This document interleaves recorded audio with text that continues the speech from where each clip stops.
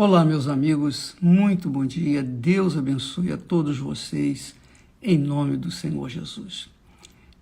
Então, hoje nós vamos falar sobre um tipo de pecador que, aos olhos humanos, não tem mais jeito, não teria mais jeito, que foi o caso do rei Manassés. O rei Manassés tinha 12 anos de idade quando começou a reinar. E reinou por 55 anos em Jerusalém. Me parece que foi o rei que mais tempo durou no trono. Quem era Manassés? O que ele fez para permanecer 55 anos no poder?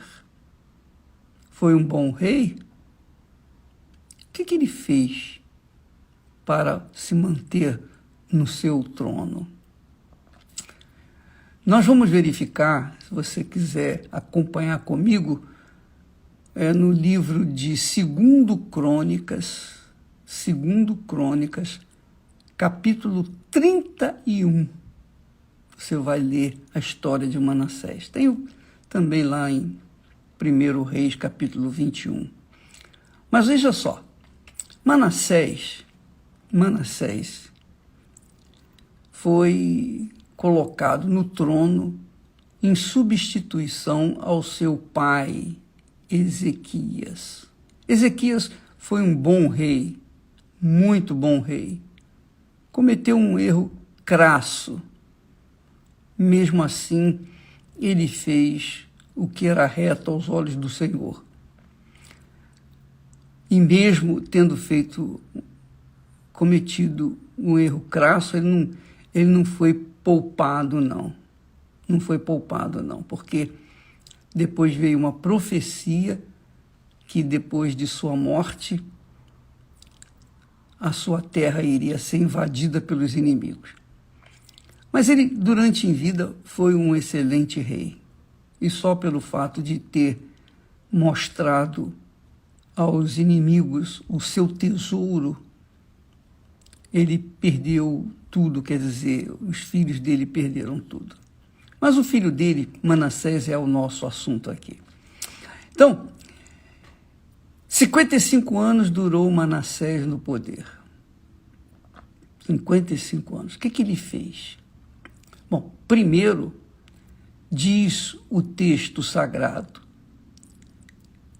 que ele tornou a edificar, construir os altos que o seu pai Ezequias tinha derrubado. Ezequias tinha acabado com a idolatria em Jerusalém. Ele tinha acabado com a idolatria. Agora vem o seu filho, Manassés, e torna a edificar esses altos onde eram feitos prostituições cultuais, e levantou altares para os Baalins, que é o que acontece no mundo inteiro, né? As pessoas têm os seus Baalins, têm os seus altares aos outros deuses, aos deuses de pau, de pedra, de metal, que tem boca, mas não fala, tem ouvidos, mas não ouvem, tem pernas, mas não andam, precisam das pernas dos viventes, precisam das pernas dos viventes, dos que sofrem o inferno, para poderem se movimentar. E isso aí é extremamente estúpido, porque como que eu vou carregar uma imagem que obviamente contraria a palavra de Deus e vou me inclinar perante essa imagem se ela pelo menos não tem pernas para andar e me ajudar. Se ela não tem pernas para me ajudar, se as mãos delas são de pedra, de ferro, de metal, de ouro, seja lá o que for, essas imagens, elas não têm nenhum poder para me levar, para me proteger, porque elas são de pau, de pedra, de metal. Como é que eu vou confiar a minha vida a uma imagem? E na hora que eu tenho que fazer mudança, que eu tenho que mudar de casa, eu tenho que levá-las debaixo dos braços. Não dá. Então, o rei Manassés, ele reconstruiu os altares que o seu pai havia derrubado. Seu pai acabou com a idolatria, mas ele veio e a reconstruiu novamente. Então, ele prostrou-se, não somente isso, mas ele prostrou-se diante de todo o exército dos céus e o serviu. Quer dizer, que ele fez imagens, ele levantou ídolos que representavam o sol, a lua, as estrelas, os planetas, etc., etc., e os servia como se fossem algo vivo. Além disso, edificou altares na casa do Senhor. Olha só, olha que insulto que Manassés cometeu. Ele insultou Deus nos seus limites. Insultou. Tudo que ele podia fazer de insulto, de agressão a Deus, ele fez. Construiu altares dentro da casa do Senhor. É como se, por exemplo, o templo de Salomão foi erguido para a glória de Deus. Só o nome do Senhor está lá. O nome do Senhor está lá. Santidade ao Senhor. O nome de Jesus em hebreu está lá. Imagine se nós levantássemos no templo, dentro do templo de Salomão, altares ao Deus A, B ou C, ao ídolo A, B ou C, e levássemos o povo a cultuar esses deuses. Seria no mínimo, um insulto face a face a Deus. Pois foi isso que Manassés fez. Ele foi o pior dos reis, em termos de idolatria. Então, na casa do Senhor, ele edificou um exército de ídolos, um monte de ídolos. E diz mais, que ele queimou seus filhos no fogo.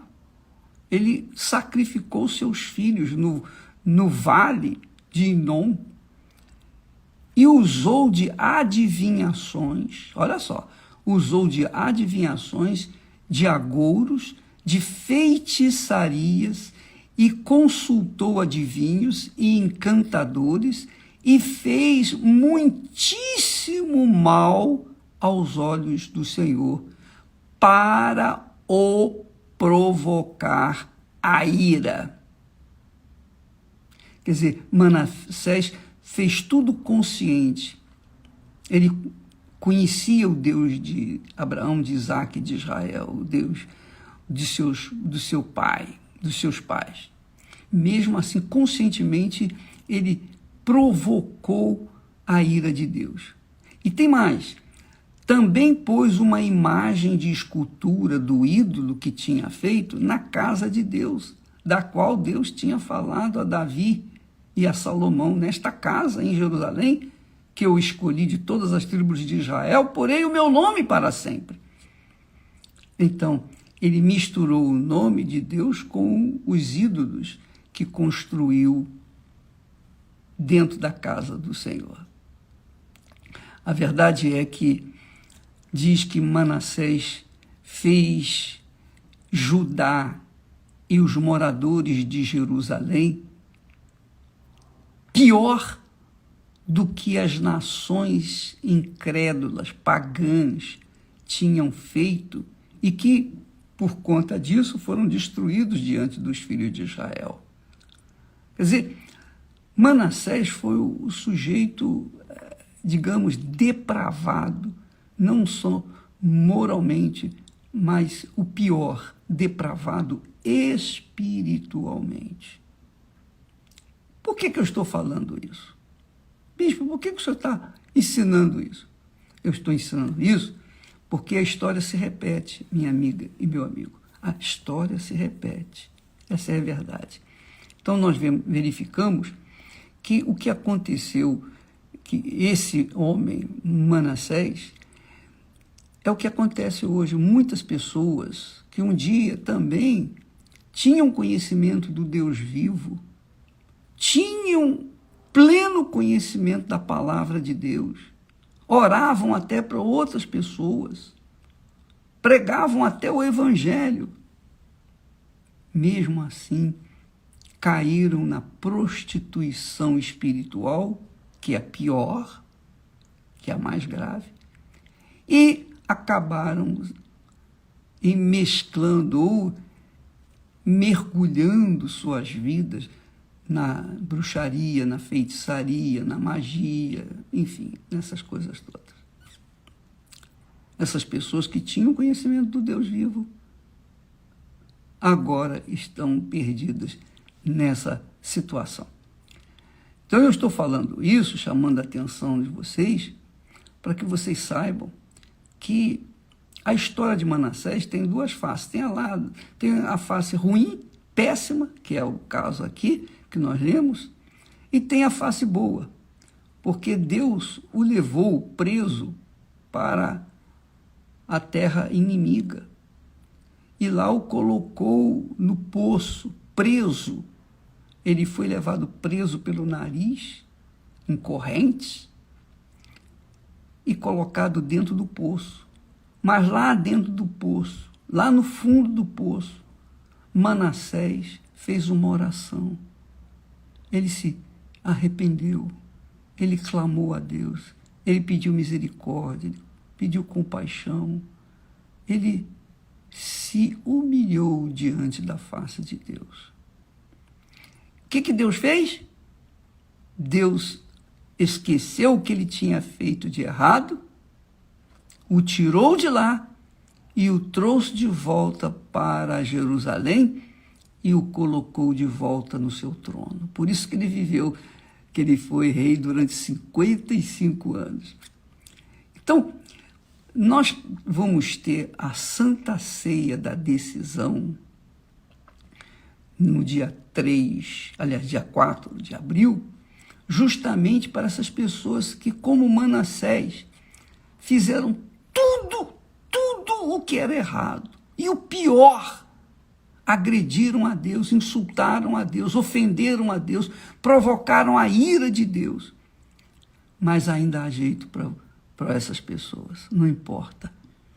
Nós vemos na história de Manassés a grandeza, a imensidão, a infinidade de amor, de misericórdia, de compaixão que Deus tem para com o ser humano, desde que este ser humano se volte para ele de todo o coração, com toda a sua humildade, com sinceridade. E se voltar, se você que está me assistindo, se voltar para Deus de todo o seu coração, com todas as suas forças, como é o caso que nós estamos projetando essa campanha, ou melhor, essa Santa Ceia da Decisão, que é uma Santa Ceia inédita na Igreja Universal do Reino de Deus, inédita, mas será uma Santa Ceia que vai trazer a solução imediata. Eu estou prometendo, vai trazer uma solução imediata. No dia 4 de abril, na Santa Ceia da Decisão, vai trazer uma resposta de Deus imediata para os que dela participarem. Claro, fique bem claro, se houver hipocrisia, fingimento, nem venha que não vai acontecer nada. Mas, se houver um espírito do tipo de Manassés, que se voltou de todo o seu coração, com todas as suas forças. Ele fez uma oração sincera, ele se entregou de forma sincera. E o que Deus fez? Deus o perdoou e veio e o livrou daquela masmorra e o fez voltar ao trono de Jerusalém. Minha amiga, meu amigo, prepare-se para o dia 4 de abril, a Santa Ceia da Decisão, quando você vai definir definitivamente a sua vida com Deus, obviamente, com Deus. E definindo definitivamente a sua vida com Deus, você vai definir a sua vida com todos os demais que vivem neste mundo. A sua vida será restaurada. É isso mesmo. Nós vamos ter a Santa Ceia da Decisão. A Santa Ceia do retorno do filho pródigo, digamos assim.